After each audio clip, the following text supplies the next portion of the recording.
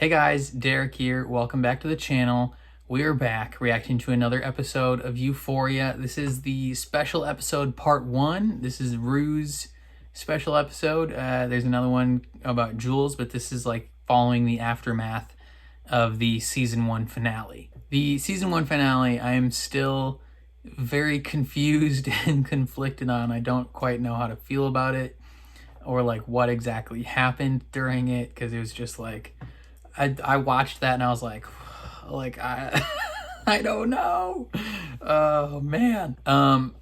What we do know for a fact happened. So Jules left Rue at the train station. Well, they kind of left each other, right? So like Jules was on the train and was like, come with me, and Rue was like, I can't, and she didn't get on the train. But Jules also didn't get off the train. So she left. And then Rue relapsed in her drug addiction journey. She snorted something, whether it was cocaine or crushed up pills or something.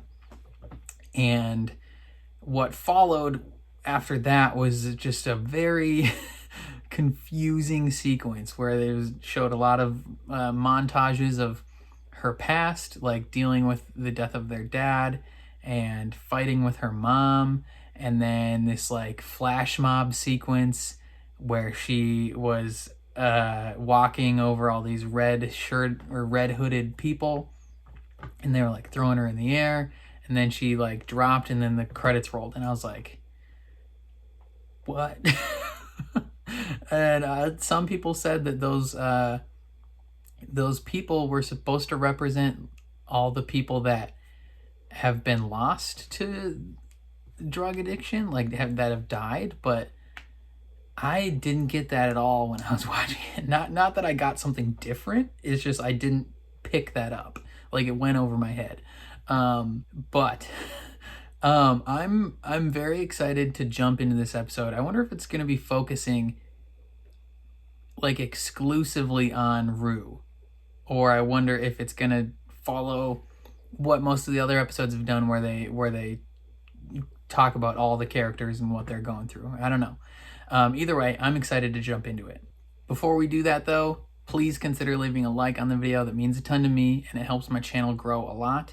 If you are new here or find yourself coming back often, hit subscribe and ring the bell so you're notified when I upload, especially if you want to see me react to more of Euphoria. Still got to watch all of season 2, so that'll be a fun ride. And then if you want to see the full uncut version of this reaction, consider supporting me on Patreon. It is linked in the description below. But other than that, let's jump into the Euphoria special episode, part 1, Rue.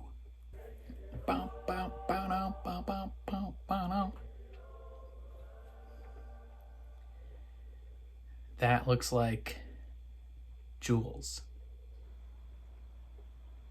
She has very pronounced shoulder bones or backbone. Collarbones? No. What bones are those? Just your shoulders? Shoulder blades. That's what they're called. Is this a dream?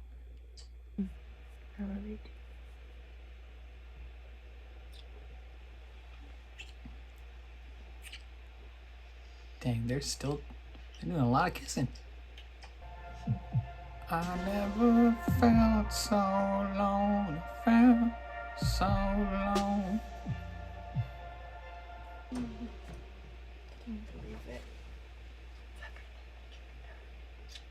Yeah, everything we dreamed of, which means this is not actually happening.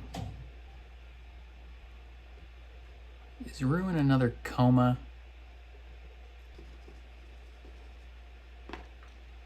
Rupert, girl, you gotta stop.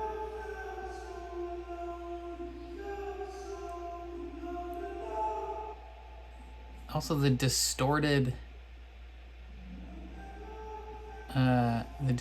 music makes it seem like it's not actually real.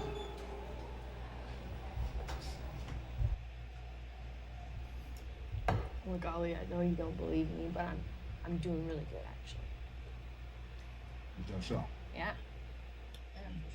I mean, I feel like I've found this like amazing balance where I'm like happy and healthy, and I'm not like looking to anybody else for that happiness, you know?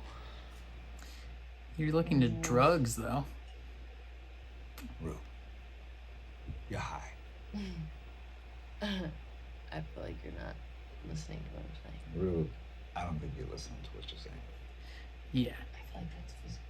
The problem is that you look at sobriety as a weakness in the face of those issues, and what I'm saying is, sobriety is your greatest weapon. Indeed, Ali. You're the bomb. .com. When I'm clean, you know, like a part of this world, I don't just think about relapsing. It's darker than that.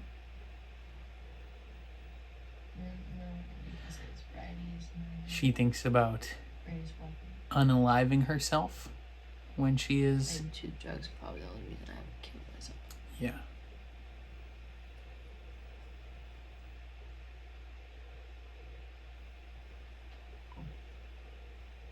Now we're talking. That's sad. I ain't being real. I ain't being honest. Listen, young blood. Young I blood. was shooting dope before your mama's egg dropped. I've lived a whole motherfucking life to get to this diner to sit across from your arrogant ass so that you ever whatever me. You're 17. You don't know shit. You think you're hard? I'm harder. You think you're tough? I'm tougher. You got clean and went to kill yourself? Same motherfucking story here. You wanna know why? You wanna use, but the least you can do is be honest. Own that shit. You feel me? At least be honest about it. Why'd you relapse? Where'd you get the drugs? I had some pills for emergency purposes. Fuck. So you never stood a chance. Yeah, she planned to not be sober.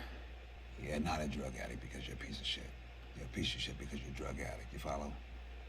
Okay, all right. What I'm I saying mean, is, you didn't come being out a with drug addict does not make you a piece of shit. Like, let's put that out there. It is a degenerative disease. It is incurable. It is deadly. And it's no different than cancer. And you got it. Why?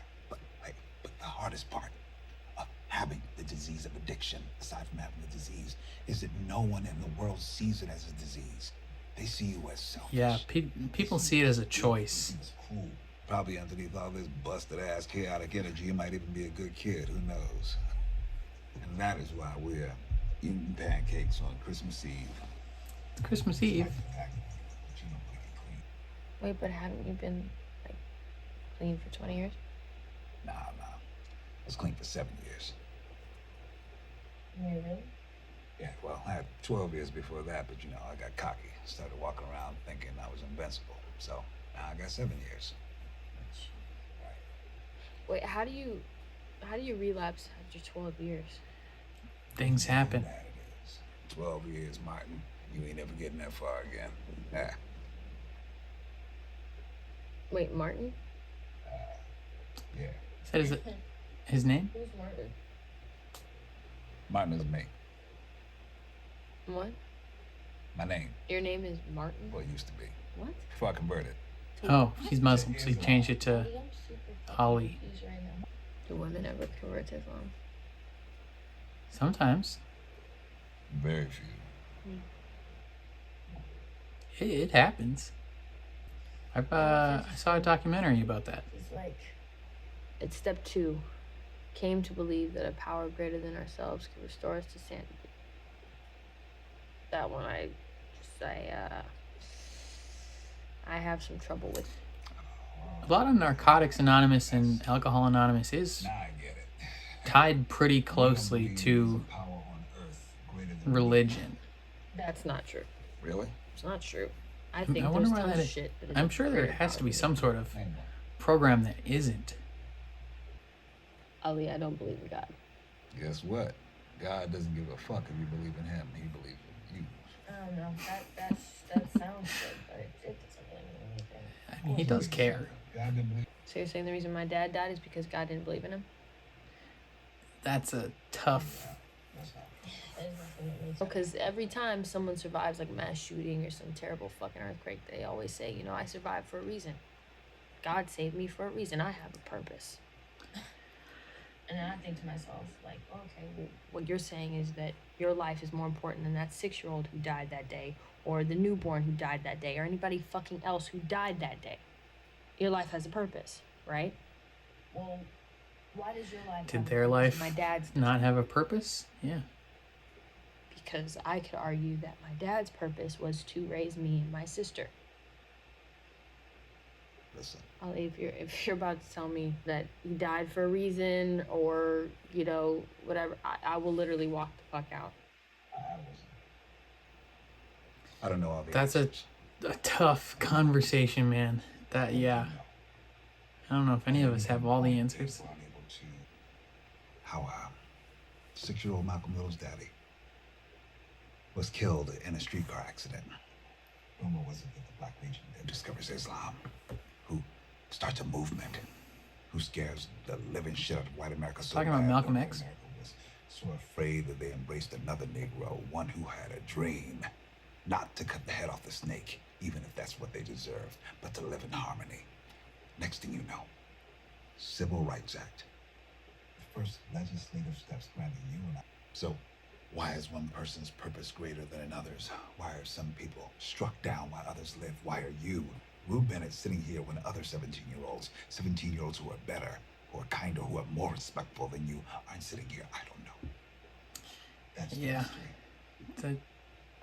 No one can tell in the moment the impact that things have. I went down to buy me a new pair of kicks at the Nike store the other day. Is this going to be the whole episode? Just them talking? I see in 20-foot letters, I mean, that's lit, these words, our people matter. And I thought, man, thank you, Nike. And then I pick up a pair of these sneakers and I look at the price tag and it says $139.99. And I'm like, can't afford that. I thought Nike loved me. Appreciated me in my life. Chinese Muslims are sewing these Kaepernick sneakers for 7 cents an hour and you telling me my black ass matters? Give me a fucking break. If rap music wasn't mainstream, if Nirvana was still facts, man, bands in America because they tapped into your phones. Yeah, they read your likes. They predicted your mood. Facts. They trapped your asses. They got everything. You out here fighting a revolution. It is imperative that you believe in something greater than yourself. All right? And it can't be the ocean or your favorite song, and it can't be the movement or the people or the words. Yeah. You gotta believe in something. If you keep going the way you're going, you'll rot from the inside until you cave in and die. Ali's got some knowledge, man. Real. I don't know if he's right about everything he's saying, but he's got some knowledge. This is that same hotel that everyone goes to have sex. Don't answer that. Is he calling his kids? It's Christmas. Merry Christmas.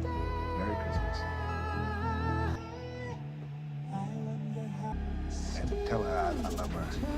And I miss her very much. No. I'm not trying to talk to her through you, Imani.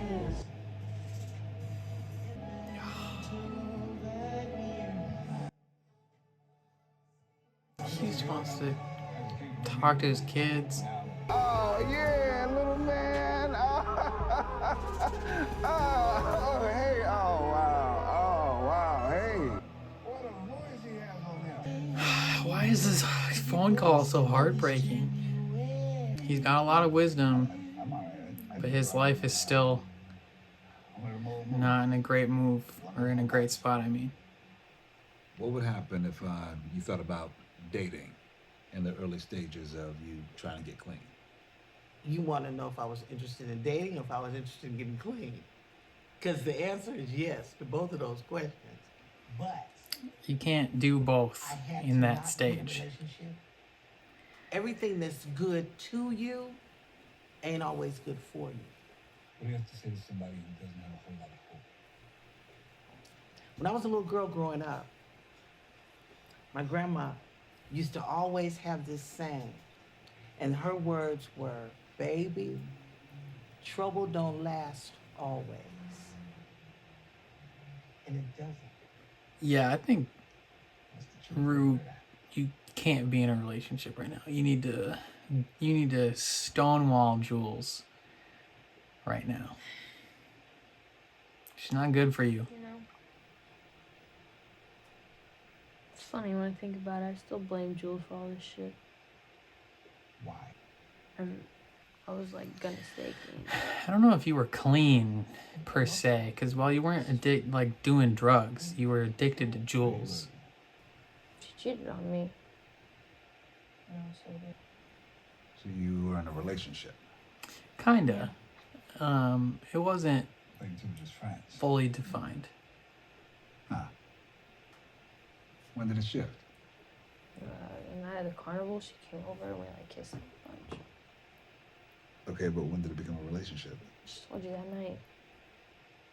It became a relationship that night. Yeah. So it wasn't just kissing. You two talked about being together. That's so weird. What?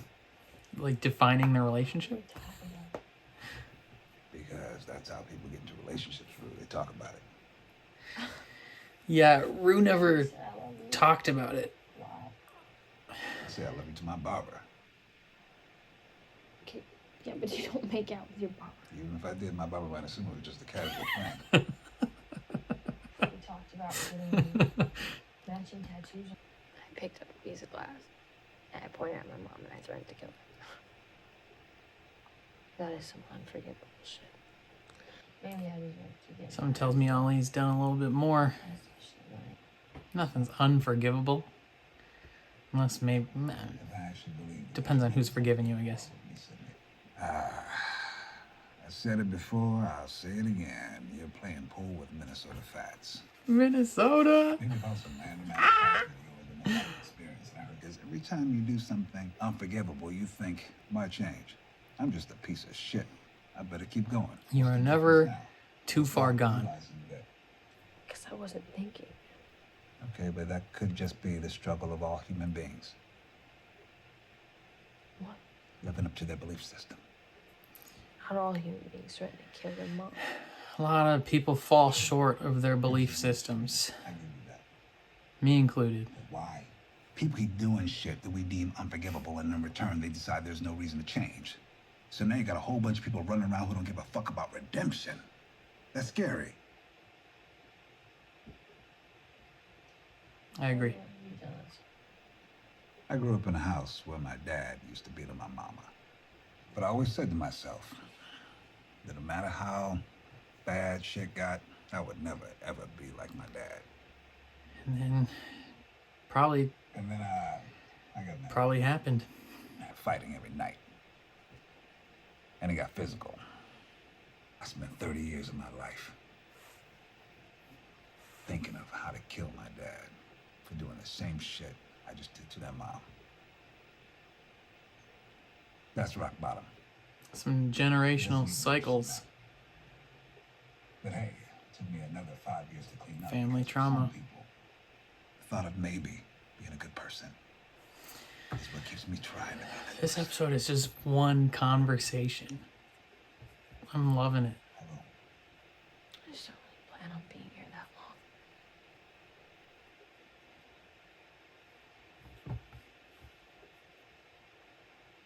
Yeah, you do. Come on. The thing I miss about doing drugs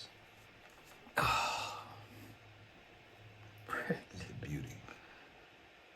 No matter what's going on in the world, no matter There's so many thoughts going through my head. I don't even know how to express what I'm thinking right now. I feel like I'm just watching this and not giving a lot of commentary. like It's not going to be a very entertaining this earth. reaction video. I'm sorry about that. You said you weren't going to be here much longer. Okay, then. How do you want your mom and sister to remember you? Oh, wow. That is a heavy question.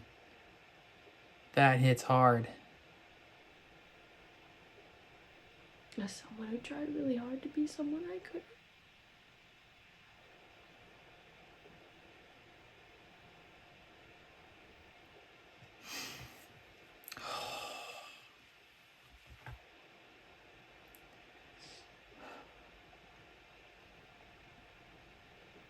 I got faith in you. Why? I don't know. I just do. Granted, I was a Christian before I became a Muslim, so I don't know before.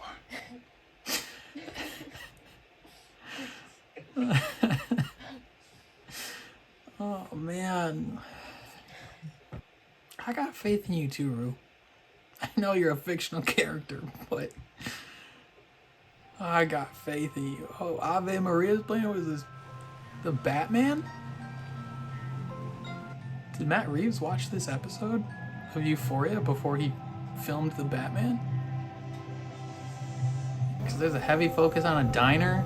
It's got a similar aesthetic to this shot right now. And this song features prominently in that movie. Matt Reeves! Did you watch Euphoria?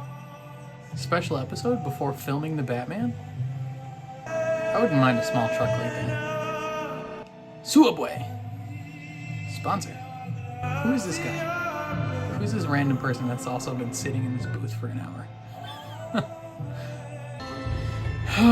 that was like a 50-minute just conversation in a diner, and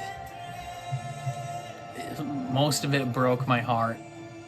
And granted, I don't have a ton of experience in the specifics of a lot of what they're saying about doing drugs and how it affects your life, but I felt some of the things Rue was saying, and I felt a lot of the things Ollie was saying tangentially, if that makes sense. So not quite in the exact same way, but for different reasons I felt it.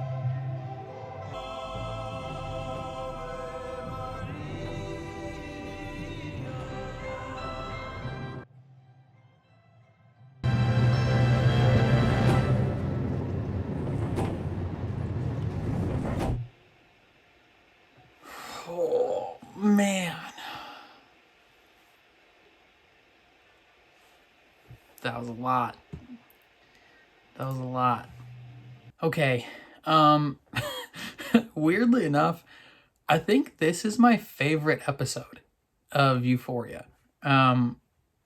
Because it's literally just two characters talking about life and their struggles and what to do going forward and what things mean to them, and just like cutting through the layers of each other and really getting vulnerable and finding out who they are as people. And it was I feel like a lot of it I was literally just like not even saying anything. I was just watching it happen.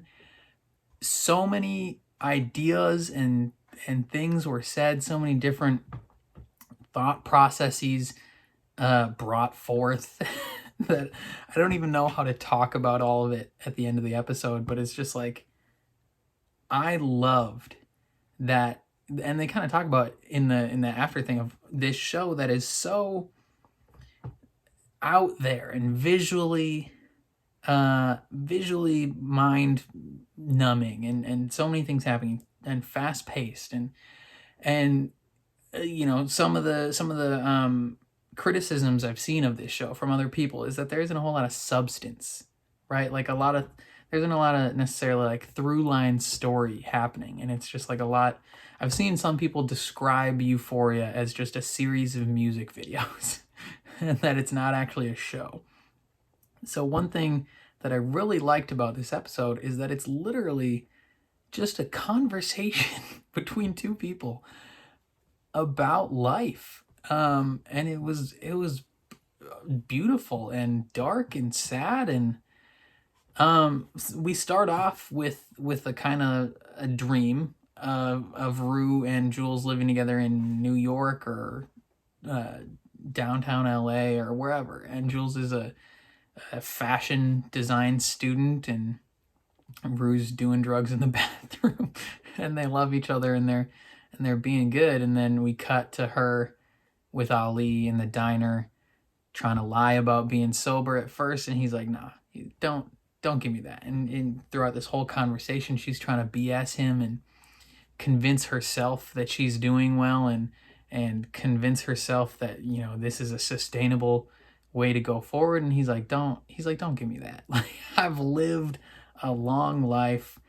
Don't try and BS me. And he, throughout the episode, he just slowly peels back these layers, and she gets more and more vulnerable with him, and talks about how she feels as though the things she's done are unforgivable. And he counters that with, like, there's so many people acting like the things they're doing are unforgivable, and so they just keep going on the path they're going, and then eventually those unforgivable things aren't that severe in your mind. Like, you're willing to go farther and do more things, and you look back and you're a completely different person. And it's like, he talks about even his own past. He's like, you don't realize the way that drugs change you, and the way that things happen. Like, he never wanted to be like his dad, and then he realizes 30 years later he's exactly like his dad. And it's like, he's like, and you're not a terrible person because you're doing drugs, but drugs have turned you into a terrible person. And it's like, bruh. And talking about how you need to believe in something higher than you. And it's like, whether that's God or something, like, for me personally, that's God. If I was going to be addicted to anything, the biggest factor in me getting clean, whether I was like addicted to drugs or addicted to people's opinions of me, or addicted to pornography, or addicted to whatever, I feel like the biggest factor in me getting clean from that would be my faith.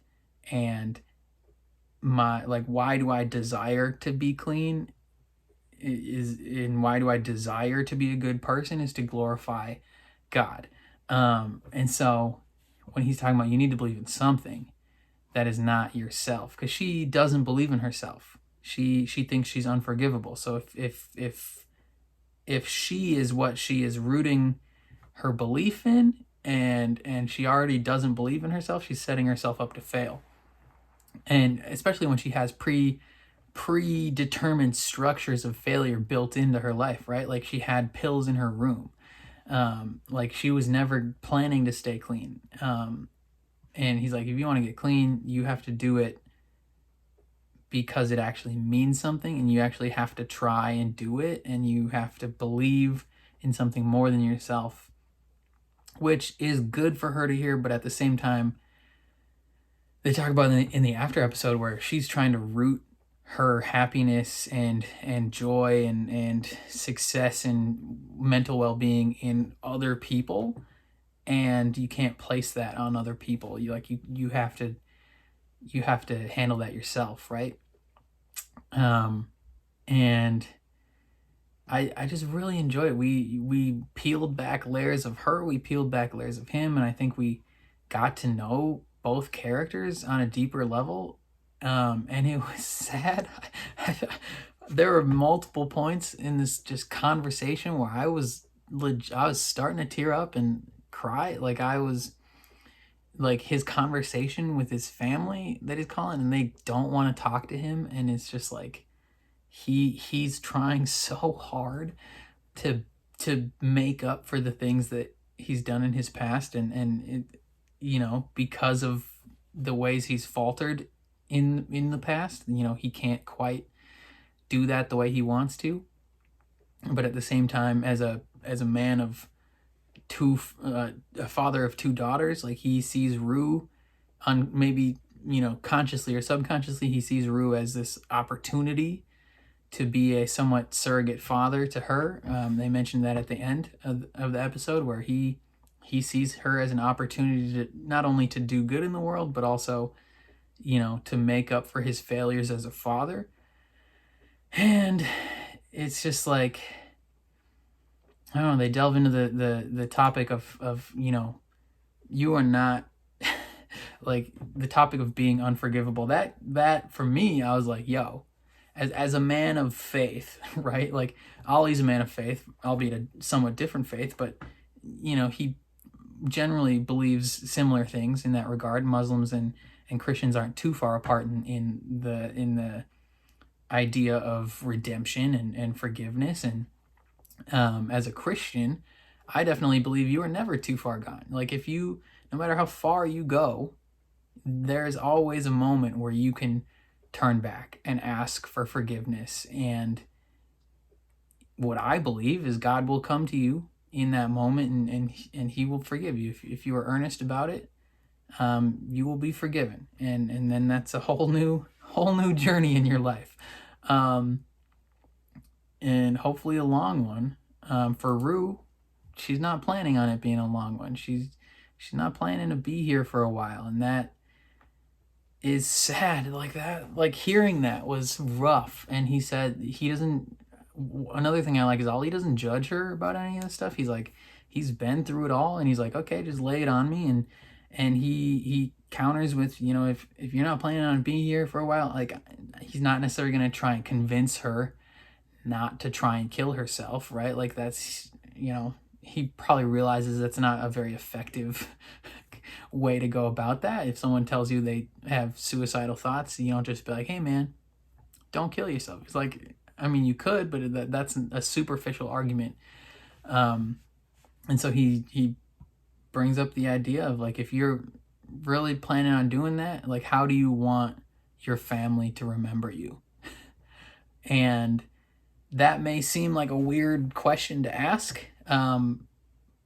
As someone who has struggled with depression, that hit hard, because it's like those thoughts cross your mind. Those are legitimate thoughts as to why you don't take that final action, because you think about your family, you think about the people you're leaving behind. Like how do you want to be remembered? And that desire to be a better person for them and to be a better person for yourself, that's what keeps you going sometimes. And then that's what changes you as a person. And it was tough, man. It's a friggin' sad episode. Next episode is focusing on Jules. Like if Zendaya was gonna win an Emmy for anything, she should have won an Emmy for this episode. Like I understand some of the other episodes where she like puts more ferocity into her acting. Like episode 3, when she's pounding on Fez's door, she definitely lays everything out during that episode. I don't know which episode specifically she won an Emmy for in this show, but like if she were to win an Emmy for anything, honestly, I think it should have been for this conversation. I feel like this episode should have won an Emmy. You know, I guarantee there's gonna be those people that are like, oh, the writing wasn't that good. It was just, you hear those cliches all the time, but similar line of what Ollie said is, just because it doesn't sound cool enough to you doesn't mean it's not real. Like, I don't know, man. This was my favorite episode by far, I think, of this show. Like, strip away all the fantastic visuals and the dope soundtrack and the, you know, funny, you know, jokes I make during the show. This episode didn't provide any opportunities for that. This episode was just a long, sad, but hopeful conversation, and it's my favorite one so far. So hopefully you guys liked it as well.